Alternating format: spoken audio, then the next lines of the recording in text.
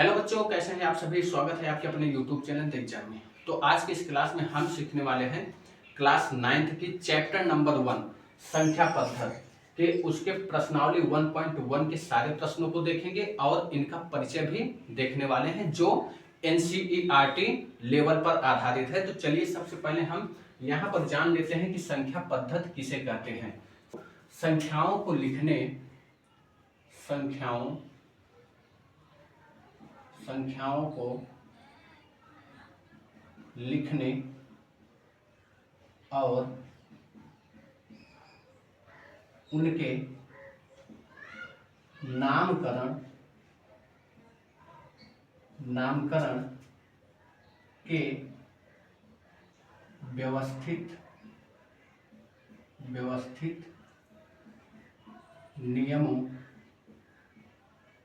नियमों को हम संख्या पद्धति कहते हैं। संख्या पद्धति कहते हैं। जैसे हमें संख्याओं का ज्ञान तो है, अंकों का भी ज्ञान है, लेकिन उसके व्यवस्थित क्रम को लिखने की हमें ज्ञान नहीं है, तो उसे हम संख्या पद्धति नहीं कह सकते। जैसे अगर हम कहें कि एक के बाद कौन सी संख्या आएगी, तो एक के बाद भैया 2 आएगी, 2 के बाद कौन सी संख्या आएगी, 3 आएगी, 3 के बाद 4 आएगी, 4 के बाद 5 आएगी। तो ये हमारा हो जाता है संख्याओं को व्यवस्थित क्रम में लिखना। अब जैसे अगर हम मान लेते हैं कि हमें तो पता है एक के बाद आएगा 2, 2 के बाद क्या हम डायरेक्ट तो थोड़ी लिख सकते हैं कि -1 आएगा, -5 आएगा, ऐसा नहीं हम लिख सकते। तो ये हमारा क्या होता है, संख्या पद्धति की श्रेणी में नहीं आता। हाँ, अगर हम इसे लिखना चाह रहे हैं तो जैसे कि हम माइनस में अगर लिखें तो 0 के बाद में -1 आता है, -2 आता है, -3 आता है, -4 आता है। इस तरीके से हम इसे क्या लिख सकते हैं, इसे हम व्यवस्थित क्रम कह सकते हैं। लेकिन अब हम इसे अगर डायरेक्टली कह दें कि 100 के बाद हम कह दें कि 500, ऐसा तो नहीं होता है ना कि संख्या पद्धति इस तरीके से लिखी जाएगी। संख्याओं को ऐसे हम लिख सकते हैं कि 100 के बाद डायरेक्टली 500 लिख दें, 500 के बाद सीधा नीचे ले आकर के रख दें कि 50 होगा। ऐसा हम संख्या पद्धति में नहीं लिख सकते। तो इसीलिए कहा गया है कि संख्याओं के लिखने और उसके नामकरण के व्यवस्थित नियमों को हम क्या कहते हैं, संख्या पद्धति कहते हैं। अब यहाँ पर हम मान लेते हैं कि आपसे कोई पूछ लिया कि संख्याएं कितनी प्रकार की होती हैं। संख्या कितनी प्रकार की होती है, 2 होती है। एक होती है हमारे पास वास्तविक संख्या और दूसरा होता है काल्पनिक संख्या।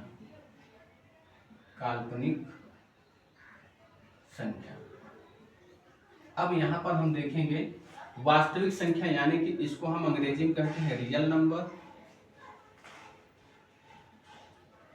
और काल्पनिक संख्या का मतलब इमेजिनरी नंबर। हम इमेज करके मान लेते हैं कि कोई संख्या होगी तो इमेजिनरी नंबर होता है। इमेजिनरी नंबर, वास्तविक संख्या को हम इमेजिनरी नंबर कहते हैं। जैसे वास्तविक संख्या हम किसे कहते हैं भैया, वास्तविक संख्याएं जो संख्या रेखा पर मौजूद होती है उसे हम वास्तविक संख्या कहते हैं। जैसे संख्या रेखा पर हमारे पास 0 भी मौजूद होता है, 1 भी होता है, 2 भी होता है, 22/3 भी होता है, 22/7 भी होता है। इस तरीके की संख्याएं भी हमारे पास मौजूद होती हैं। -1, -2, -3, 4.5, 6.7, ये हमारी संख्याएं क्या होती हैं, वास्तविक संख्याएं होती हैं। अब देखेंगे हम कि वास्तविक संख्याएं कितनी प्रकार की होती हैं। तो वास्तविक संख्याएं भैया 2 प्रकार की होती हैं। एक तो होती है परिमेय संख्या, एक होती है परिमेय संख्या, और दूसरी होती है अपरिमेय संख्या।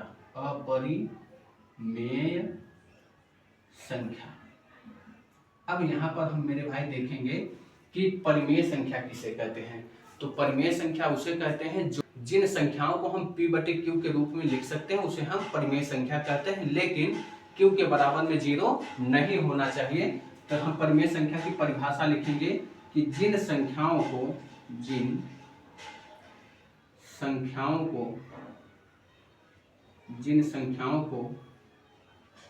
p/q के रूप में यानी अंश बटे हर अंश बटे हर, नॉमिनेटर बटे डिनोमिनेटर के रूप में हम लिख सकते हो, के रूप में लिख सकते हो,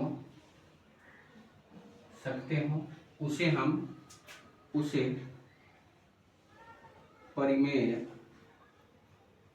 परिमेय संख्या कहते हैं। लेकिन एक इसमें शर्त होती है। शर्त क्या है भैया कि क्यू के बराबर में 0 नहीं हो सकता है, यानी हर के बराबर में 0 नहीं हो सकता है। तो आइए देखते हैं इसके कुछ उदाहरण हम देख लेते हैं। जैसे मेरे पास कोई एक संख्या है 1/2, तो 1/2 हम क्या है भैया यहाँ पे हमारा परिमेय संख्या है। क्यों है कि देखिए p के स्थान पर क्या है मेरे भाई 1 है और q के स्थान पर क्या है 2 है, तो यहाँ पर हमारा 1/2 क्या है परिमेय संख्या है। 22/7 क्या है, 22/7 हमारा क्या है भैया परिमेय संख्या है। परिमेय संख्या p के स्थान पे 22 और q के स्थान पे 7 है। लेकिन अगर मैं आपसे एक बात और कहूं कि 4/0 क्या यह परिमेय संख्या है या नहीं है, तो मेरे भाई यहाँ पे समझो थोड़ा सा कि हम p के स्थान पे, तो मेरा क्या निकला भैया 4 निकला, लेकिन q के स्थान पर क्या है 0 है, q के स्थान पर क्या है 0 है। यहाँ पर हमने एक बात पढ़ी है कि q डज नॉट इक्वल क्या 0, q के बराबर में 0 नहीं होना चाहिए, तो q के बराबर में यहाँ क्या है 0, q के स्थान पर 0 है, इसलिए 4/0 परिमेय संख्या नहीं होगी। अब आइए हम उम्मीद करते हैं कि ये सारी बातें आप अच्छी तरीके से समझ गए होंगे। चलिए अब हम सीखते हैं अपरिमेय संख्या किसे कहते हैं। तो अपरिमेय संख्या जिन संख्याओं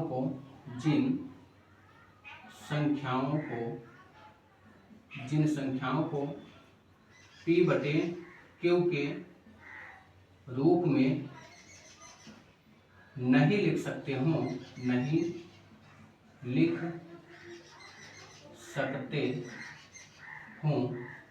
उसे हम अपरिमेय संख्या कहते हैं। जैसे भैया जैसे मेरे पास कोई एक अंडर रूट में कोई संख्या हो, √2 मान लेते हैं, या मान लेते हैं अंडर रूट में 5, ये हमारी क्या है अपरिमेय संख्या है। इसे हम p/q के रूप में नहीं लिख सकते हैं। आई होप कि ये बातें आपको समझ में आ गई होंगी। आइए चलते हैं कुछ और संख्याओं के बारे में हम यहाँ पे जानकारी ले लेते हैं, फिर आगे हम प्रश्नावली को करते हैं। चलिए तो कुछ और संख्याओं को हम यहाँ पे जानकारी ले लेते हैं। जैसे हमारे पास कुछ और संख्याएं, जैसे हम प्राकृतिक संख्याएं किसे कहते हैं, क्योंकि प्रश्नावली 1 को जब हम पढ़ेंगे तो प्राकृतिक संख्या, ये सारी संख्याएं हमें जानकारी होना बहुत ही अनिवार्य है। प्राकृतिक संख्या को हम अंग्रेजी में कहते हैं नेचुरल नंबर।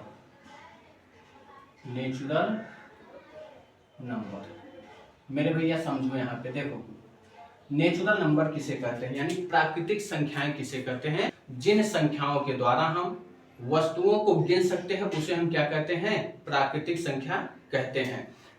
मेरे पास कितनी मार्कर है, तो कहेंगे सर 2 मार्कर हैं।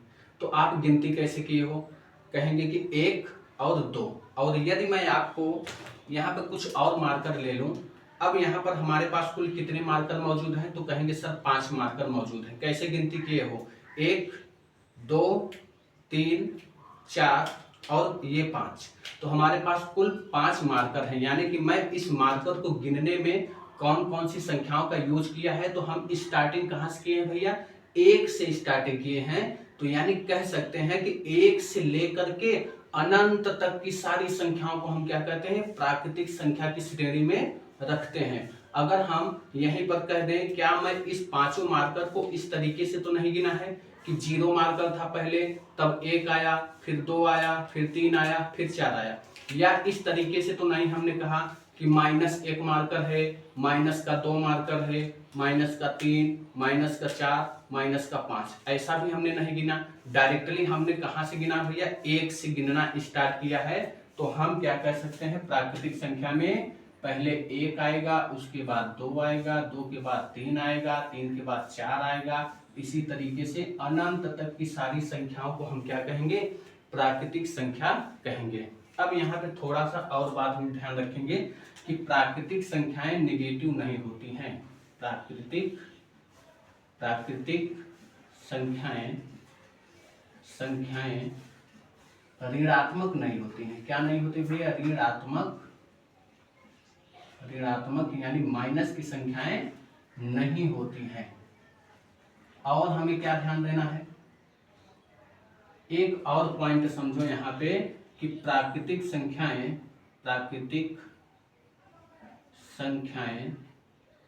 विभात्मक नहीं होती हैं। कौन सी संख्या? विभात्मक, यानी अंश बटे हर वाली संख्या। यानी कि जो संख्याएं अंश बटे हर के रूप में हो, p बटे q के रूप में हो, उसे भी हम प्राकृतिक संख्या नहीं कहते। विभात्मक यानी p बटे q के रूप की नहीं होती, के रूप की नहीं होती हैं। इतनी सी बात हमें प्राकृतिक संख्या की श्रेणी में हमें समझना है। तो हम क्या कहेंगे प्राकृतिक संख्या को? कि 1 से लेकर के अनंत तक की सारी संख्याओं को हम क्या कहेंगे? प्राकृतिक संख्या कहेंगे। वे सारी संख्या धनात्मक में होनी चाहिए। आइए और हम कुछ और संख्याएं सीखते हैं। और हमारे पास संख्याएं हैं जैसे पूर्ण संख्या, इसे इंग्लिश में हम कहते हैं होल नंबर।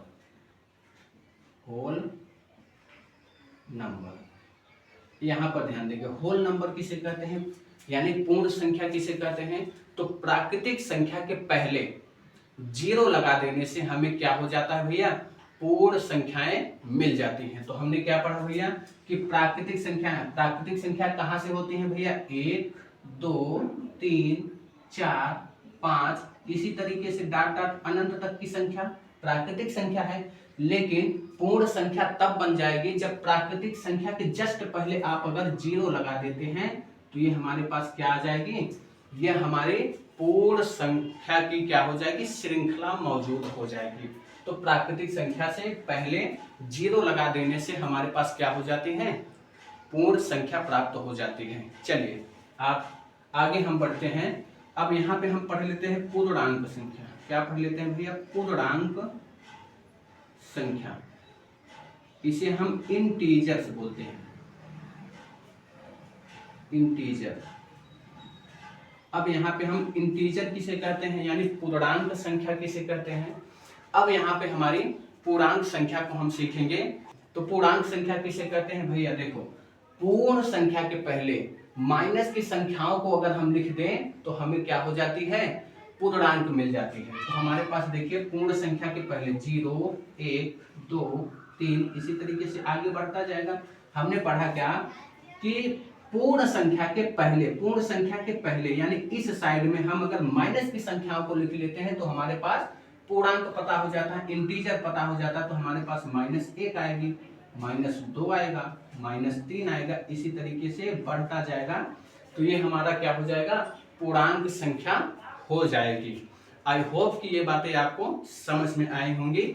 आइए अब हम चलते हैं प्रश्नावली 1.1 की तरफ और हम पढ़ते हैं सवाल नंबर 1। तो यहाँ सवाल नंबर 1 क्या कह रहा है कि क्या 0 एक परिमेय संख्या है?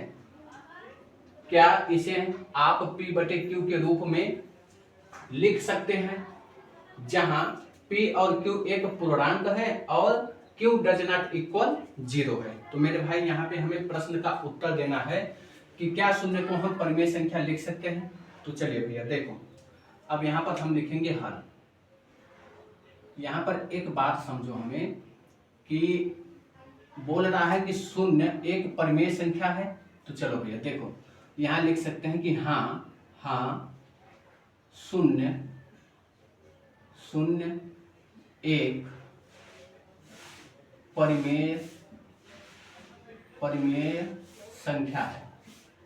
परिमेय संख्या है। आओ समझते हैं कैसे। जहां पर क्या इसे p बटे q के रूप में लिख सकते हैं? तो भैया परिमेय संख्या का मतलब क्या होता है? तो 0 को हम क्या लिख सकते हैं भैया? p बटे क्यू के रूप में हम लिख सकते हैं। लेकिन कैसे समझोगे? देखो हम क्या करेंगे कि 0 के बटे में 1 तो लिख सकते हैं भैया, हर संख्या के बटे 1 लिख सकता हूं मैं। तो यहां पर देखेंगे कि P के स्थान पर क्या है, P के स्थान पर 0 दिया है और Q के स्थान पर क्या है, 1 है।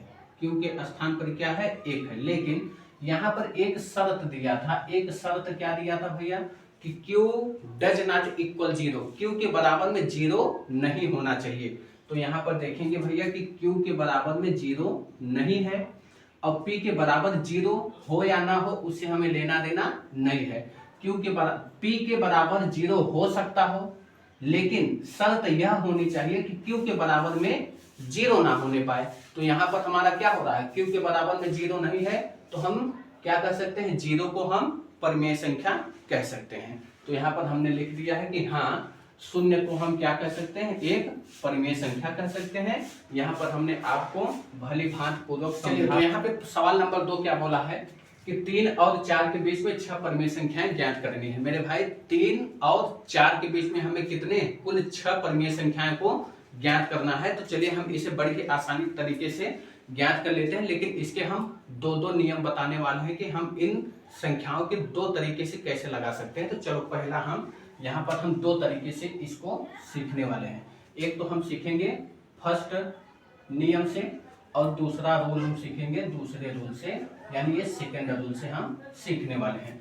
दोनों तरीके से हम बताएंगे ऐसे प्रश्नों को बनाने की, आपको जो अच्छा लगेगा उससे आप बना लीजिएगा। सबसे पहले हम लिखते हैं a+b/2 नियम। ये हमारा एक नियम क्या होता है कि जब भी हमें 2 संख्याओं के बीच में परिमेय संख्याएं ज्ञात करनी होती है तो हम यहाँ पर a+b/2 का नियम लगा लेते हैं। अब यहाँ पे कैसे समझेंगे कि a+b/2 क्या होती है। एक बात और जाननी है कि हमेशा भी जब भी आपको 2 संख्याओं के बीच में परिमेय संख्या पूछे, यहाँ पे 6 ही पूछा था, तो आपको इतनी जानकारी रखनी होगी कि 2 संख्याओं के बीच में अनंत परिमेय संख्याएं होती हैं। बहुत सारी परिमेय संख्याएं आप निकाल सकते हो। तो यहाँ पर देखेंगे कि हमारे पास एक संख्या 3 मौजूद है और एक 4 मौजूद है। हम इस नियम से लगाने वाले हैं a+b/2 के नियम से। तो हम पहली परिमेय संख्या को ज्ञात करेंगे। तो पहली परिमेय संख्या हमें कितने निकालनी है, 6 निकालने हैं। तो हम बड़ी ही आसानी से निकालने की कोशिश करते हैं। चलो हम a+b/2 क्यों लिखा भैया, a के स्थान पे आप मान लो 3 और यहाँ पर हम b के स्थान पे मान लेते हैं 4 मान लेते हैं। अब यहाँ पे ध्यान रखना, मेरे कहने का मतलब है कि सीधा सीधा आप यही फार्मूला लगा लो, a+b/2, इसी को जोड़ लो। a+b, a का मतलब 3 और b का मतलब 4 और बटे कितना हो जाएगा, 2, 4 3 7/2 हो जाएगा। एक तो आपका निकल के आ गया 7/2, एक पहली परिमेय संख्या निकल के आ गया। अब हमें दूसरी परिमेय संख्या निकालनी है। कौन सी? दूसरी परिमेय संख्या निकालनी है। परिमेय संख्या मेरे भाई ध्यान रखना, मैं अब यहाँ पर थोड़ा सा स्टेप बदलने वाला है, कुछ भी स्टेप नहीं बदलेगा। एक नियम याद रखना, a के बराबर में आप हमेशा 3 ले लो। a के बराबर में यहाँ पे लिख लो चाहे तो, a के बराबर में हमेशा हमें 3 ही लेना है और b के बराबर में हम बदलते जाएंगे। क्यों बदलते जाएंगे भैया, कि अगर अब हम पुनः ab यही लिख लें तो हमें क्या मिलेगा, वही बार बार 7/2 7/2 7/2 आता रहेगा। तो हम यहाँ पर क्या करेंगे, a के बराबर में हमेशा 3 लेंगे और b के बराबर में हम इस वाली संख्या को इस वाले लेते हैं, 7/2 हो जाएगा। अब पूरे के बटे हमारा क्या होगा, 2 होगा। यहाँ पे हल करेंगे भैया तो 3 दूना 6, 3 दूना 6 और 7 6 13 हो जाएगा और यह 2 नीचे चला आएगा तो 13 बटे क्या हो जाएगा, 4 हो जाएगा। ये हमारा दूसरा परिमेय संख्या निकल के आ गया। हमें 6 चाहिए तो चलिए हम तीसरी को निकाल लेते हैं। तीसरा परिमेय संख्या जब हम निकालेंगे तो यहाँ पर मेरे पास क्या होगा, वही a को हमेशा हम मान लेते हैं 3, अब की बार b के स्थान पे इसे लिख लेते हैं 13/4। अब पूरे के बटे में क्या, 2 हो जाएगा, पूरे के बटे 2 हो जाएगा। तो यहाँ पे हम हल करेंगे तो 4 3 में 12 और 12 13 कितना होगा, 12 13 25 हो जाएगा। 12 13 25 जोड़ेंगे भैया ना, प्लस का चिन्ह था तो 12 और 13 जोड़ेंगे तो 25 हो जाएगा। अब पूरे के बटे में क्या होगा, इस 4 को नीचे गुणा कर लो, 4 दूना 8 हो जाएगा। लो आपकी तीसरी परिमेय संख्या निकल के आ गई। आओ अब हम सीखते हैं चौथे परिमेय संख्या निकालना। चौथा को कैसे निकालेंगे, ए को हमेशा आप 3 ले लो, ए को हमेशा 3 ले लो, प्लस में बी के स्थान पे इस बार इसे लेंगे तो हम 25 बटे में 8 ले लेते हैं। अब पूरे के बटे में 2, वही काम करिए, 8 तिया में 24, 24 और 25 कितना हो जाएगा, तो 24 25 हो जाएगा 49, जोड़ लेंगे भैया 24 और 25 49 हो जाएगा, और इस 8 का इसमें गुणा कर दो, 8 दूना 16 हो जाएगा। तो आपका ये चौथा निकल के आ गया। पांचवा भी हम निकाल लेते हैं, पांचवा परिमेय संख्या। तो पांचवे के लिए वही ए बराबर में क्या रखेंगे 3, और बी के बराबर में इस वाली संख्या को रख लो आप 49 बटे में 16, और बटे में 2 आ जाएगा। तो यहाँ पर देखेंगे तो 16 तिया 48, 48 में 49 जोड़ोगे तो कितना हो जाएगा 9 और 8 17, यानी कि 97 हो जाएगा, 97, और बटे में क्या हो जाएगा 16 दूना 32 हो जाएगा। ये आपका पांचवा निकल के आ जाएगा। छठवां यदि आपको समझ में आया होगा तो छठवां वाला आप अपने से निकाल लीजिएगा। छठा परिमेय संख्या क्या होगा, a प्लस बी बटे में 2 ही के नियम से आप लगाइएगा, और कमेंट बॉक्स में छठा जरूर बताइएगा कि छठा परिमेय संख्या कौन सी होगी। आओ इसी प्रश्न का हम दूसरा रूल समझते हैं। देखो यहाँ पे हमसे पूछा था 3 और 4 के बीच में 6 परिमेय संख्या हमें ज्ञात करनी है। इसमें हमने आपको 5 परिमेय संख्या निकाल करके बता दिया है। छठा मैं आपको HW के रूप में दे रहा हूँ, इसे आप छठा अपने से इसमें हमें कमेंट करके बताना है कि छठा परिमेय संख्या क्या आएगा। चलो यहाँ पर हम सीखते हैं दूसरा नियम क्या कहता है। 3 व 4 के बीच में, 3 व 4 के बीच में हमको 6 परिमेय संख्या प्राप्त करनी है। तो मेरे भाई समझो यहाँ पे दूसरा रूल क्या कहेगा कि हम इसको हम 3/1 लिख सकते हैं भैया, 3/1 लिख सकते हैं, किसी भी संख्या के नीचे 1 लिख सकते हैं। अब यह हमारा क्या हो गया, परिमेय संख्या के रूप में व्यक्त हो गया। चलो यहाँ पर हम अगली संख्या को भी हम क्या लिख लेते हैं, 4/1 लिख सकते हैं। ये इतनी बात तो आपको समझ में आई होगी। आपसे पूछा था भैया कितना, 6 परिमेय संख्या पूछा था, तो 6 परिमेय संख्या पूछा था तो आप एक एक्स्ट्रा जोड़ लो, आप एक एक्स्ट्रा जोड़ लो, 7 का गुणा करा लो उन्हीं संख्याओं के अंश और हर में। तो हमें 6 पूछा था तो हम इसमें हम 7 से गुणा कर देंगे और 7 से इसमें भी गुणा कर देंगे। यहाँ पर भी हम 7 से गुणा कर देते हैं और 7 से यहाँ पर भी हम गुणा कर देते हैं। अब देखना, अब हमारे पास एक नई संख्या बन जाएगी, नई संख्या बन जाएगी। क्या बनेगा, 7 तिया में 21 और बटे में 7 एकन्नम 7। यहाँ पर नई संख्या का बनेगा भैया 7 चौक 28 बनेगा और बटे में 7 एकन्नम 7 हो जाएगा। इतनी बात आपको समझ में आई होगी। आओ अब समझते हैं हम। देखो हमारा मेन उद्देश्य क्या है, हर को बराबर करना। यहाँ पे हर को हम बराबर कर लिए। अब यहाँ पर देखेंगे, ऐसा तो आप पूछेंगे कि सर यहाँ पर भी तो 1 कर दिए तो 1 हर बराबर था। नहीं भैया, देखो 6 परिमेय संख्या था ना, इसलिए हमें 6 परिमेय संख्या निकालना है। तो हमें क्या करना है, एक ज्यादा करके उसमें गुणा करके निकाल लेना है। तो हमें 6 पूछा था तो हमने 7 का गुणा किया, तो यहाँ पे देखेंगे हर क्या हो गया, दोनों का सेम सेम हो गया। अब समझो भैया, देखो 21 के बाद कौन सी संख्या आती है, 21 के बाद आती है 22, 21 के बाद 22 और वही नीचे वाला 7 लिख लेंगे। 22 के बाद 23, 23 बटे 7, 24 बटे 7, 25 बटे 7। आगे की संख्याओं को हम यहाँ पे 27 लिखा गया, 7 होगा, यहाँ पर भी 7 होगा, और 26 बटे क्या हो जाएगा, 7 हो जाएगा, और 27 बटे क्या हो जाएगा, 7 हो जाएगा। अब देखिए भैया, गिनती आप कर लीजिए, आप गिनती कर लीजिए कि 21/7 और 28/7 के बीच में कुल कितनी परिमेय संख्या है भैया। तो आप गिनती करेंगे तो आपको 6 ही दिखाई देगी। तो यहाँ पर हम लिख सकते हैं कि अतः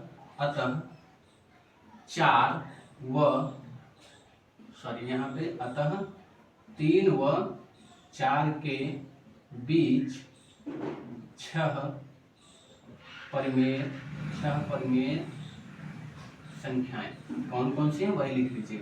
22/7, 23/7, 24/7, 25/7 और 26/7 और हो जाएगा 27/7 हो जाएगा। ये हमारा दूसरे प्रश्न का उत्तर आ गया। अब यहाँ पर आप मिलाएंगे, जब आप मिलाएंगे तो कोई भी आपको इस नियम से भी एक भी संख्या मिलने को तैयार नहीं है। क्यों नहीं मिलने को तैयार है? क्योंकि दो संख्याओं के बीच में अनंत परिमेय संख्याएं होती हैं, तो बहुत ढेर सारी परिमेय संख्याएं होती हैं, इसलिए यहाँ पे हमें दिखाई नहीं देते। 7/2 यहाँ दिया है, यहाँ पे देखिए कहीं भी 7/2 नहीं दिख रहा है। 13/4 दिख रहा है, तो कहीं भी 13/4 नहीं दे रहा है। तो यदि यह आपको उत्तर माला में ना मिले तो आप घबराइएगा नहीं कि मेरा उत्तर माला से मैच नहीं हो रहा है, क्योंकि दो संख्याओं के बीच में अनंत परिमेय संख्याएं होती हैं। चलिए हम बढ़ते हैं अगले प्रश्न की तरफ। चलिए, तो अब प्रश्न नंबर 3 बोल रहा है कि 3/5 और 4/5 के बीच 5 परिमेय संख्याएं ज्ञात कीजिए। मेरे भाई देखो, इसको भी आप दोनों नियम से लगा सकते हैं। a+b/2 वाले से भी आप लगा सकते हो, लेकिन जो मैंने दूसरा स्टेप बताया है, दूसरा तरीका बताया है, उससे आप इसे लगाओगे तो ज्यादा बेहतर तरीके से लगा सकते हो। हालांकि आप a+b वाले से भी आप ट्राई करके लगा लीजिएगा। चलिए, यहाँ पर हम हल करते हैं इसको। 3/5 और 4/5 के बीच में 5 परिमेय संख्या ज्ञात करनी है। तो चलो भैया देखो, यहाँ पे 3/5 और 4/5 के बीच में हमको कितना निकालना भैया? 5 परिमेय संख्याएं निकालना है। तो हमने क्या कहा था भैया? 5 परिमेय संख्या पूछा है तो आप एक ज्यादा करके गुणा कर लो अंश बटे हर में। तो 5 पूछा है तो आप 6 से गुणा कर लो, 7 पूछेगा तो 8 से गुणा कर लेना, 3 पूछेगा तो आप एक ज्यादा करके 4 से गुणा कर लेना। तो यहाँ पे हमसे 5 पूछा था तो हम अंश और हर में 6 से गुणा करा लेंगे दोनों तरफ। यहाँ पर भी हम 6 से गुणा करा लिए। अब नई संख्या हमारे पास क्या आ जाती है? 6 × 18 और बटे में 5 × 30 हो जाएगा। अब यहाँ पर हमारे पास हो जाएगा 6 × 4 = 24 और बटे में 5 × 30 हो जाएगा। देखो, दोनों जगह हमारा हर क्या हो गया? बराबर हो गया। और यहाँ पर हम करेंगे क्या कि देखेंगे कि 18 के बाद अगली कौन सी संख्या आती है? अगली हमारे पास आती है 19/30, फिर आ जाएगा 20/30, फिर आ जाएगा 21/30 और फिर 22/30 और 23/30 आ जाएगा हमारे पास। अब यहाँ पर गिनती करिए तो हमारे पास यहाँ से यहाँ तक की कितने 1 2 3 4 5 ही परिमेय संख्याएं दिख रही हैं, लेकिन अभी यह आपका सही नहीं है। सही इसलिए नहीं है क्योंकि जो संख्याएं कट रही होंगी उसे हम काट लेंगे। तो यहाँ पर देखेंगे 0 से 0 कैंसिल हो जाएगा और इसे काटेंगे 3 × 7 = 21 और 3 × 30 हो जाएगा। ये भी कट जाएगा, 2 11 बार में कट जाएगा 22 और 2 ये 15 बार में कट जाएगा। तो आपके पास कौन कौन सी परिमेय संख्या मौजूद हो गए भैया? 19/30, अगली आपके पास 2/3, अगली आपके पास 7/10 और अगली 11/15 और यहाँ पे 23/30 आपके पास कौन कौन सी 5 परिमेय संख्याएं मौजूद हो जाएंगी। ये हमारा राइट आंसर निकल के आ जाएगा। आइए अब हम बढ़ते हैं प्रश्न नंबर 4 की तरफ। इसमें आपको सत्य और असत्य बताना है, लेकिन कारण के साथ में हमें बताना है। देखो, कह रहा है कि नीचे दिए गए कथन सत्य है या असत्य, कारण के साथ उत्तर दीजिए। यहाँ पे पहला प्रश्न क्या बोला है?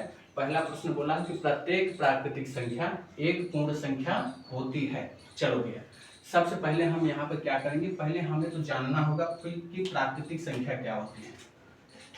प्राकृतिक संख्या जस्ट अभी तुरंत ही हमने पढ़ा था कि प्राकृतिक संख्या क्या होती है।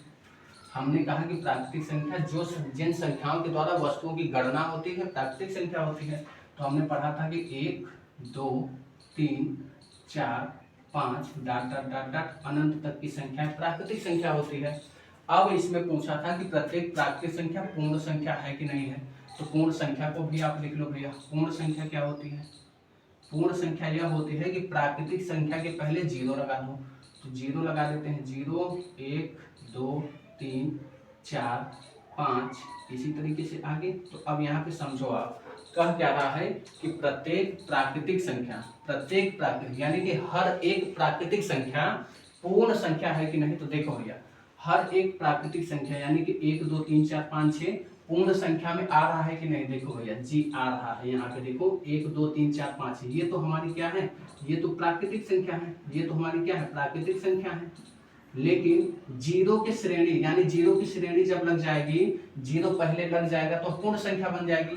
तो प्रत्येक प्राकृतिक संख्या पूर्ण संख्या में आ रही है, तो जी आ रही है, तो इसलिए यह हो जाएगा सत्य। पहला हमारा क्या हो जाएगा, सत्य हो जाएगा। पहले का उत्तर हमारा सत्य होगा, क्योंकि प्रत्येक प्राकृतिक संख्या हमारी पूर्ण संख्या की श्रेणी में आता है। चलिए आगे दूसरा प्रश्न हम पढ़ते हैं। दूसरा प्रश्न का है कि प्रत्येक पूर्णांक एक पूर्ण संख्या है कि नहीं। चलो यहाँ पे देखते हैं, पहले हम पूर्णांक लिखते हैं।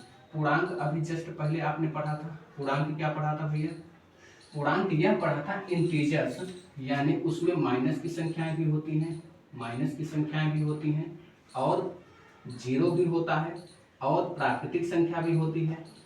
यही तो हमारा क्या है, पूर्णांक है। इधर भी आ जाएगा डॉट डॉट और इधर भी अनंत तक हो जाएगा। तो देखो यहाँ पे हमारा क्या रहा है कि प्रत्येक पूर्णांक पूर्ण संख्या है। तो पूर्ण संख्या क्या होती है, पूर्ण संख्या क्या होती है भैया, पूर्ण संख्या हमारी क्या होती है, 0 1 2 3 4 5 इस तरीके से हमारी क्या होती है, पूर्ण संख्या होती है। तो इसमें देखिए हर एक पूर्णांक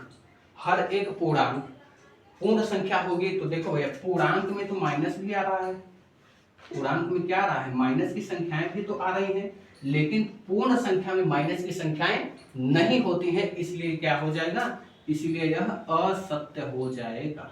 यह क्या हो जाएगा, असत्य हो जाएगा। चलिए अब हम पढ़ते हैं प्रश्न नंबर 3 को। तो प्रश्न नंबर 3 इसमें क्या कहा है कि प्रत्येक परिमेय संख्या एक पूर्ण संख्या होती है। तो प्रत्येक पूर्ण संख्या यानी कि प्रत्येक परिमेय संख्या, तो परिमेय संख्या क्या है भैया, परिमेय संख्या जिसे हम P/Q के रूप में लिखें, और Q डज नॉट इक्वल क्या होना चाहिए, 0 होना चाहिए। जिस संख्या को हम P/Q के रूप में लिख सकते हो उसे हम परिमेय संख्या कहते हैं, लेकिन शर्त यही होनी चाहिए कि Q के बराबर में 0 नहीं होना चाहिए। और यहाँ पर हमारा एक कह रहा कि प्रत्येक परिमेय संख्या एक पूर्ण संख्या है। तो पूर्ण संख्या क्या होती है, पूर्ण संख्या क्या है भैया, यहाँ पे देखो 0 1 2 3 4 5 ये तो हमारा पूर्ण संख्या है, यानी 0 1 2 3 4 इस तरीके से हमारा पूर्ण संख्या होती है। लेकिन परिमेय संख्या क्या होती है, जैसे 1/2 3/4 2/5 इस तरीके की संख्या क्या होती है, परिमेय संख्या होती है। तो हमने अभी इसके पहले देखो परिमेय संख्या को कह सकते हैं भैया यह विभात्मक वाली संख्या होती है। क्या होती है, विभात्मक वाली संख्या। इससे भाग देंगे तो आप दशमलव की संख्या प्राप्त करोगे। 3/4 में अगर हम 4 से 3 में भाग देंगे तो दशमलव की संख्याएं आएंगी। जबकि हमने अभी पूर्णांक यानी कि पूर्ण संख्या जब हमने पढ़ा था तो पूर्ण संख्या में भैया देखो दशमलव की संख्याएं तो नहीं आती हैं। तो जब दशमलव की संख्याएं नहीं आती हैं तो यह कथन क्या हो जाएगा भैया, असत्य हो जाएगा। यह क्या हो जाएगा, कथन असत्य हो जाएगा।